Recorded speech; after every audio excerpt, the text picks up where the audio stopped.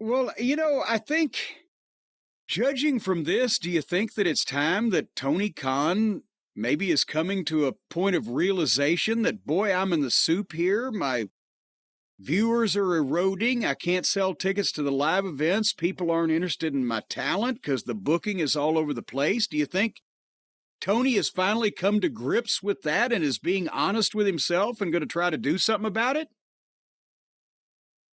No.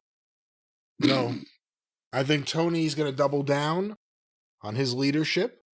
I think Tony will double down on his creative skills. And Tony will tell you everything's great. And of course, we have examples apparently. Jace Nakarado has put together some notes here from the Tony Khan media call for AEW Revolution. Let's go to some of the questions here. We have a question about the improved quality of the show and what Tony attributes that to. Have you thought a lot about the improved quality of Dynamite? I would attribute it to psychedelic drugs on behalf of the viewer. I didn't hear from Bill Bodkin with the pop break, and he'll be followed by Bill Pritchard from WrestleZone. Bill writes, you mentioned the improved quality of Dynamite and Collision in your upfront remarks. What do you attribute this marked improvement to?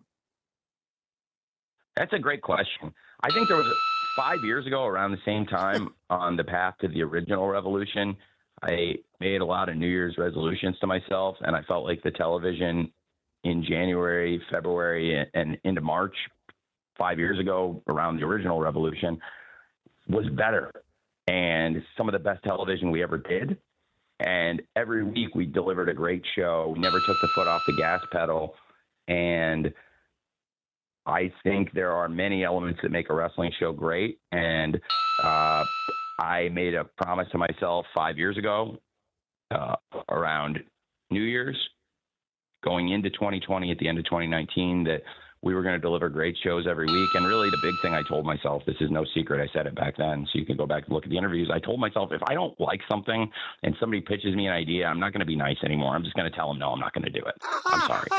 And I have really pushed back on a lot of stuff in recent months where a large percentage of what you're seeing is being handwritten by me. And that is the exact same thing that I did 5 years ago. And it worked really, really damn well. Hold up. So basically what he's just said is 5 years ago, I made a New Year's resolution. I'm going to try to start doing a good show every week.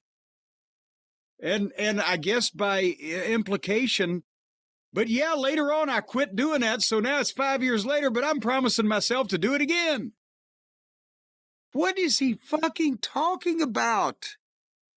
What is great about any of this? And why does it take him 5 years to think, oh, I should do more great stuff? And why did he come to the original realization, yeah, I should try to do a really good TV every week? Like that's something that is a revolutionary thought. Most weeks I'm just going to try to get by, and maybe every once in a while I'll suck. Help me, Brian. I don't know how to help you. The idea that he's the one shooting down ideas because he believes in his ideas. And the big lesson of AEW is he should go back to when he took full control of the creative. And, guys have always had input. And Tony's saying that again, the question was about improved quality of the show. He's saying the improved quality of the show is because he went back to his mindset of, I'm in charge, I'm writing the show alone. So it all goes back to his belief in his ability to write a wrestling show. Go ahead. And I realized that's probably what I should do going into this Revolution, because it worked really well for the first one. And I never meant to look back, but, a lot of times you try things, you get into habits, and I really like working with people. And most of AEW is about collaboration, and that's really one of the things that makes AEW stand out. And there's times where I've been too collaborative and just need to push back. And I think in this, past couple months and 5 years ago at the same time, you saw that. And the product was one of the best shows we've done week in, week out 5 years ago. And I think we've gotten that kind of quality going again. And I love the idea that he thinks You know, like, where was he too nice as a collaborator when he said, sure, Miro, I'll hire your wife and let you guys do whatever weird shit you guys want to do on the fucking show? I'm not exactly sure. And again, he's acknowledged all along that everything's great. Now he's kind of saying, well, things are great now because I'm going back to when things were great 5 years ago. He wishes he could go back to those numbers, by the way, that he had 5 years ago, because they were almost double what they are now, but go ahead. You wouldn't know. So I sometimes see people who haven't clearly watched the show talking about it, but I think the people who are watching it week in, week out right now are very, very happy with the quality of the AEW Dynamites on Wednesdays, the collisions on Saturdays. And one thing we've consistently done from the beginning of AEW is great pay-per-view. We never got away from that. Last year was the best year on pay-per-view, I believe, show to show to show we've ever done. I don't think we've ever done more great pay-per-views or been more consistent on pay-per-view. I made a promise to myself that I would try to carry over the same level of detail and precision to the television. I said it 5 years ago I would do it, but that was when we were just doing Dynamite. And Detail and precision? Detail and precision? What the fuck? Whether it's not knowing the building codes details when they put up their fake walls, or just all of the details that we point out, why does any of this make sense, and who could follow this? And the string of, I get great pay-per-views because they have indie garbage matches involving blood drinking and barbed wire on every pay-per-view. And for the audience that he's already got, and he's one of them, that's great stuff. But for everybody else that's not watching because it's hokey indie horse shit with people that are either not stars or stars that have been made meaningless by the booking, doesn't matter what kind of fucking match you have. And that's another part of the problem. He genuinely believes, like old Uncle Dave, who at least can use senility as some level of defense, mitigating factor, Tony believes that these fucking hokey-ass indie bullshit matches are really great wrestling matches. And as long as he can't see the problem there, nothing's going to change. But I digressed. Let's go back to Tony Khan. A very different setup now with the importance of Dynamite and Collision. And it was really important to me to make the Collision shows great week in, week out, which I just think we're on this fantastic run of Collision shows going back. In particular, really through the Continental Classic, I thought there was so much fantastic stuff on TV in December, but a lot of the TV in December was the Continental Classic, and it was fantastic. So I really loved those shows, but it's hard, especially when there was one less week than the year before. Oh, I wanted good to Lord. not subtract from the Continental Classic. I wanted it to be better than the year before. I think it was even better, or at least every bit as great. And it's one of the real highlights in the history of AEW for me was how great this Continental Classic was. And Brian, what was one match in that tournament? Name one match in that tournament. We watch the thing and take notes on it. This year's Continental Classic? Shelton Benjamin versus Commander. You're right. Okay. I'm sorry. You always remember the preposterous. I remember a second thing. How did Commander get into the tournament? Didn't somebody else fall on his head? Juice Robinson got hurt. That's right. Back to the great tournament. Juice Khan. Into that and realizing that our pay-per-views in 24 were just fantastic. We did a lot of great TV shows. If we could just be as consistent on TV every week as we are on pay-per-view, even though that's a really tall task, 52 weeks a year, we can do anything. And I really believe the shows have just been fantastic. And I think if we keep putting on great shows every Wednesday on Dynamite, on TBS and Max, and put on great shows every Saturday for Collision, and continue what we have been doing going back a long time and all of last year, every pay-per-view last year I thought was fantastic. I would watch any of them again, and I would hold up any of them and say, this is a great show. And I think that's maybe the first year where I would hold up every pay-per-view and say every pay-per-view was just absolutely fantastic. 2021, I thought all the pay-per-views were also like that, but there were only 4 of them. So to maintain that quality with more pay-per-views and develop the great franchise. Doesn't he have other things to do? Doesn't They're he have just other words. things to do? Words. I'm waiting for him Fluvia. I mean, this is still the same question. I'm just waiting for the answer to end. This is about the quality of the shows and what Tony attributes it to. Verbal diarrhea. Franchises we've added since 2021, and then have that quality maintained in 2024. I thought that was a really big deal. And now, just like we're doing more pay-per-views and we maintain that great quality, I think we can do more TV and maintain that great quality. And a lot of it is really about the right amount of collaboration, which is a lot of collaboration, but also sometimes means telling people no. I really appreciate you asking, because I think, like I said, our pay-per-views last year were fantastic, and we did a lot of great TV shows. And I think we can be as consistent on TV this year and have been that kind of consistency, especially the last few months. Thanks for asking. Thanks for finishing.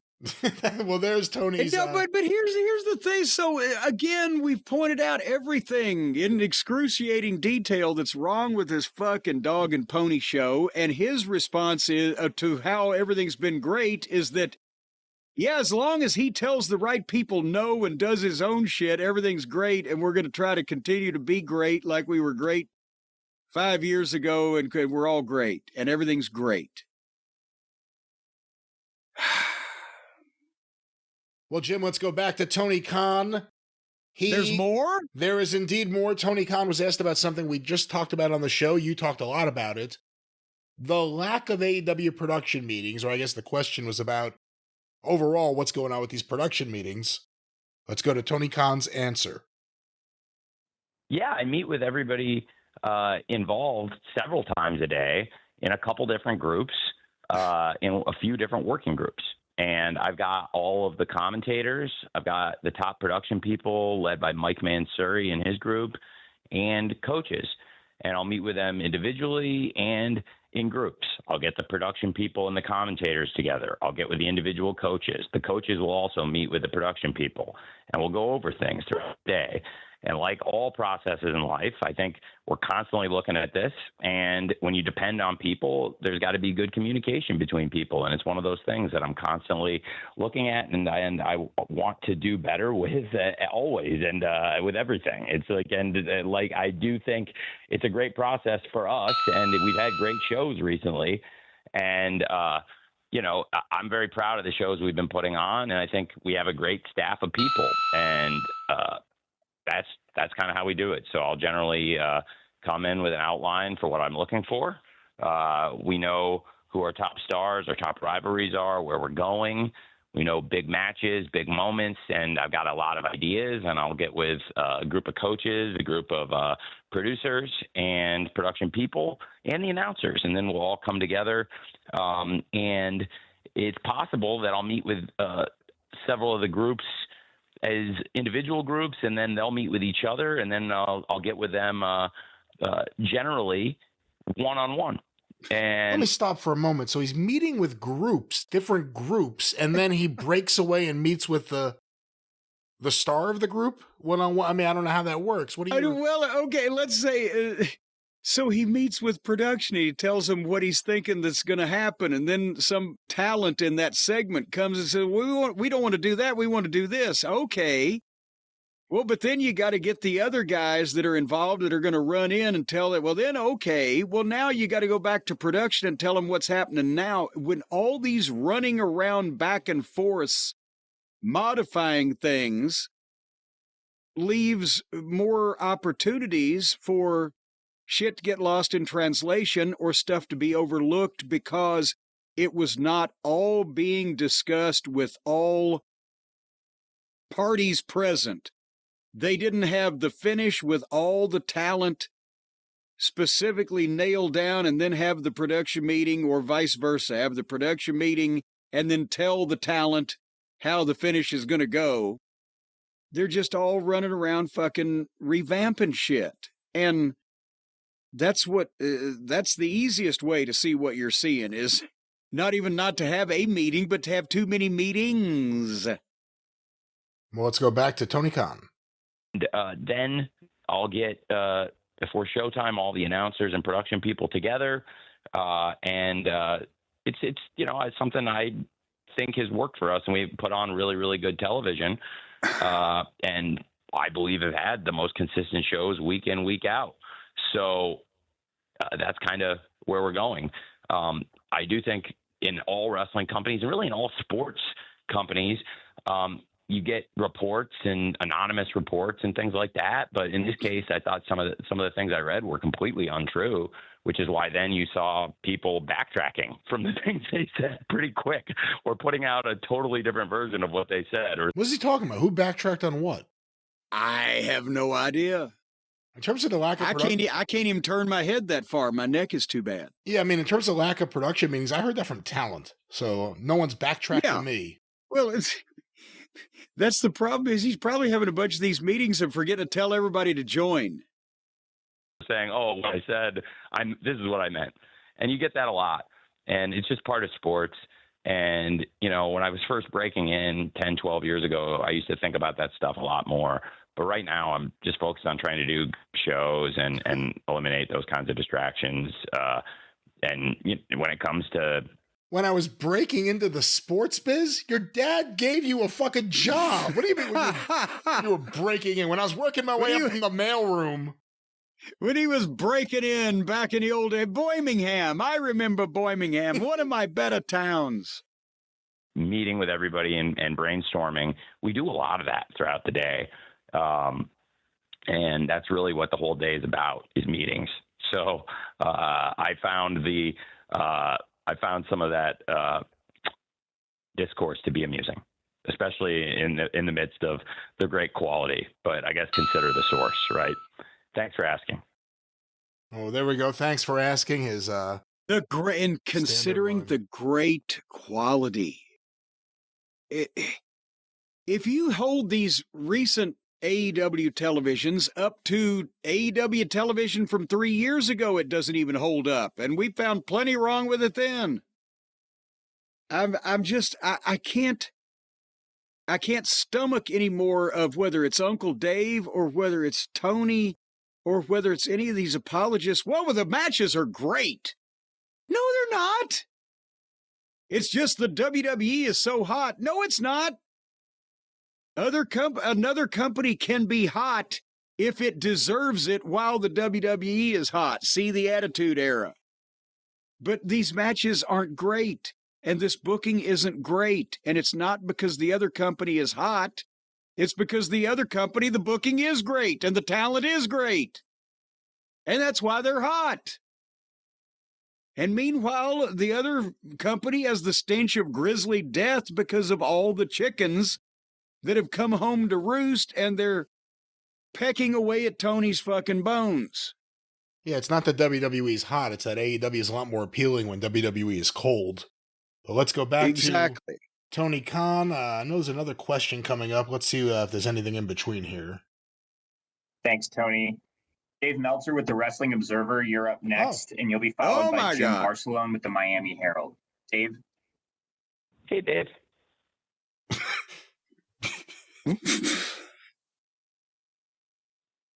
Dave? Dave, you got to unmute your line. We got to unmute Dave, Dan. Oh, he's not even there in person? No, it's a phone call.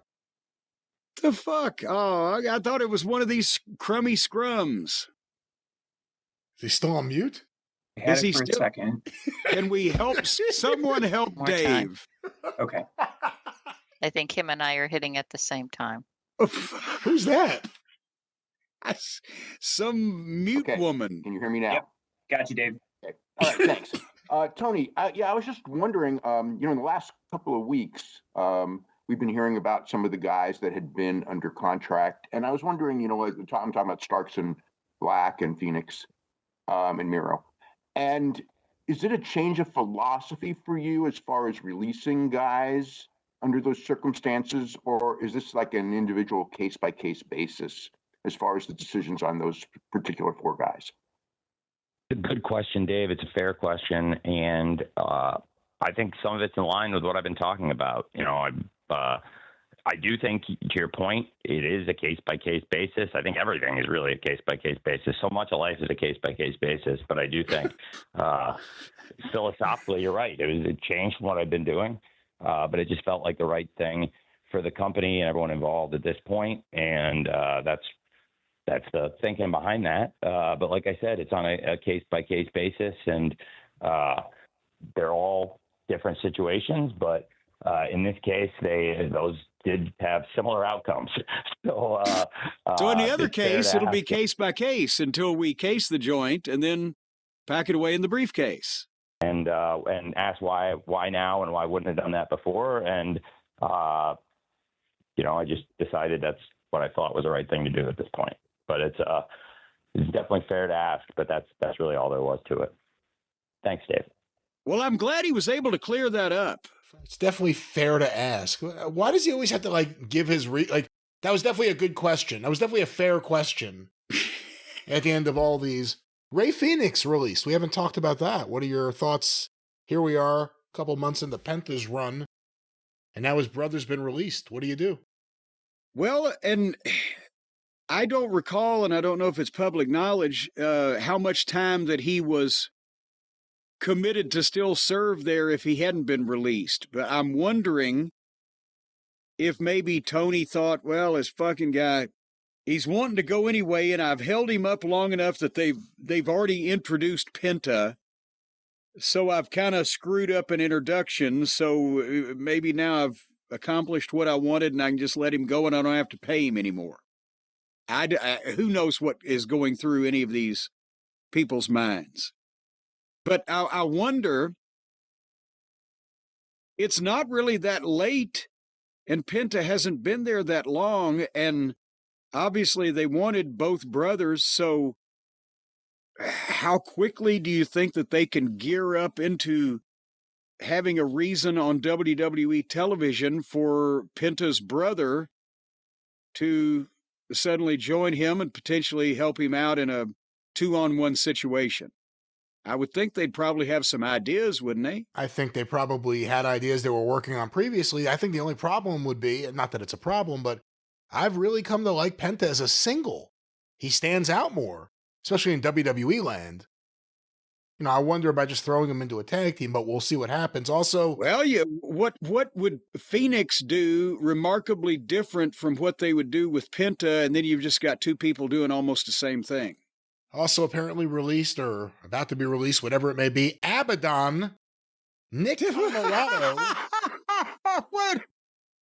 Abaddon and Camarato Solo a Go-Go. That's from 5 years ago. Has he been paying these people to just exist?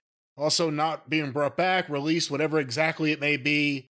The brother, I forget the exact name now, and I apologize, of Paige, or that's not her name anymore. Saraya. Is it Zach? One of her brothers. Zach Knight, isn't it? I believe so. Yeah, he apparently is not being brought back either. But he had a contract? He was under contract, apparently. We haven't seen her in months. God damn. Is it like, okay, 6 degrees of separation, everybody 6 degrees away from you gets a contract in your life? Shit's hit the fan when they release Angelico. That's when oh my God, he's still there. What the? Holy Christ. These people have been getting checks. Good for them. It really says something about the guys they haven't brought back. They really must have, like Jack Evans never returned. I brought up Angelico, made me think of him. He was there in the early days, and then they're like, we've had enough of him. He's not coming back. We have one more question here, Jim, of Tony Khan, and that is on John Cena turning heel, and if he feels any creative pressure now that that's happened. Let's go to this. Like the rest of us, when it comes down to it, you're a wrestling fan, so I'm sure you're aware that John Cena recently turned heel. Unlike the rest of us, you own your own wrestling company and you book your own shows. And it just so happens that AEW a week later has a huge pay-per-view in Los Angeles. I'm curious, in these moments, Is there any sort of added pressure possibly to maybe take a big swing creatively that maybe you wouldn't normally do? I'm curious as to kind of your mindset and your thoughts and how you handle these types of moments. And let me stop it for 1 second. Apparently that question was asked by Joey Hayden of the Dallas Morning News. But before we get to Tony's... Wait a minute. That's a goddamn legitimate recognized newspaper. What? That was, I guess, their wrestling reporter for the Dallas Morning News. My question was going to be, what do you do? If you had a national promotion and the other company did something that the entire world is talking about, do you have added pressure on you having a big pay-per-view the next week? No. As a matter of fact, if he was to say, oh shit, I got to have some major happening that wasn't already planned, that he didn't have worked out in advance and was fitting his stories, then he's just being a mark trying to chase big news that he's not going to make in light of Cena turning took a lot of the oxygen out of anything else in the wrestling space, as they say. So if I were Tony, I'd just worry that hopefully Revolution will do about the same number of buys it always does and let me start thinking about something that when everybody stops ejaculating and wipes himself off over Cena, that maybe then I can come up with something. But to do something now would just be such an obvious plea for attention, and it would have to be the last minute and unplanned because you're reacting to something that just happened last week. Well, let's go to Tony Khan's answer. This will be our final question and answer. That's a great question. I think we're really very happy with the shows right now. I think the quality of the show has been tremendous, and we helped build a lot of excitement around the original Revolution by just doing great shows week in, week, and that worked so well for us. And I think if we do that here, it will pay off for us. And to keep putting on the great shows, and we do take big swings and do exciting things on the shows, and we have big developments, big matches, big moments. And I want to keep doing that, but I don't want to change anything we're doing just because another wrestling promotion has changed what they're doing. And I think it's important to keep an eye on what's happening all around the world of wrestling. And there are exciting things happening all over the sport. And one of the most exciting things, and the thing I'm focused on, most excited for, is this Sunday AEW Revolution pay-per-view. It's been a great run of AEW shows going into Revolution, as I was saying, and I think that's going to serve us very well going into this pay-per-view, if that makes sense. Thanks for asking. Well, there it is. If that makes sense. Tony Khan, any final thoughts on Tony Khan, his answer to the Cena question? It's just, well, there's really he answers every question with the same thing, but Revolution is going to be great. At least he's smart enough to realize that no, he shouldn't try to top the Cena thing, or maybe he just realizes that he hasn't been able to think of anything he originally was going to try. But that was probably the best answer of the bunch of them. No, I'm going to go and do my own thing, and then later on I'll think of my thing. But there's a lot of words and a lot of circles, and there's no. Again, that's when I first talked to him.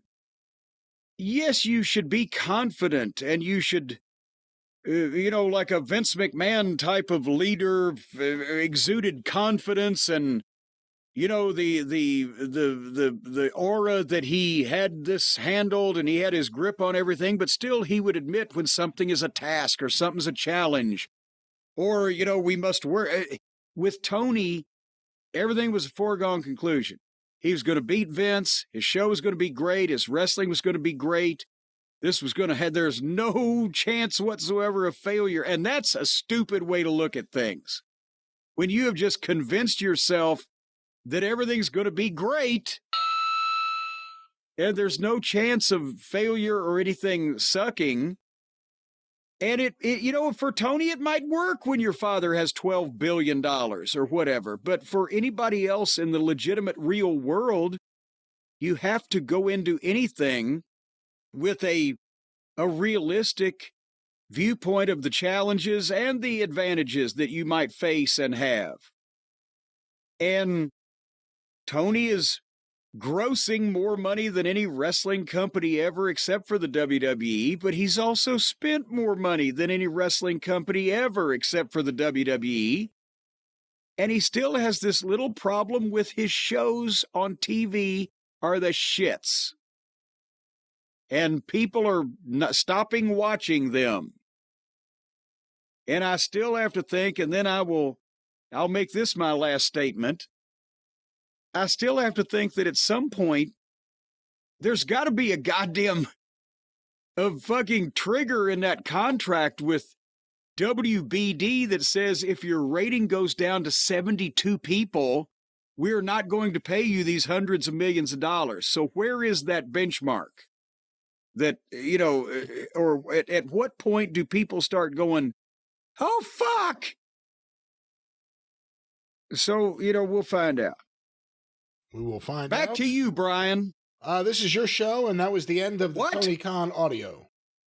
Then I can't go back to you? It's got to be back to me? Back to you.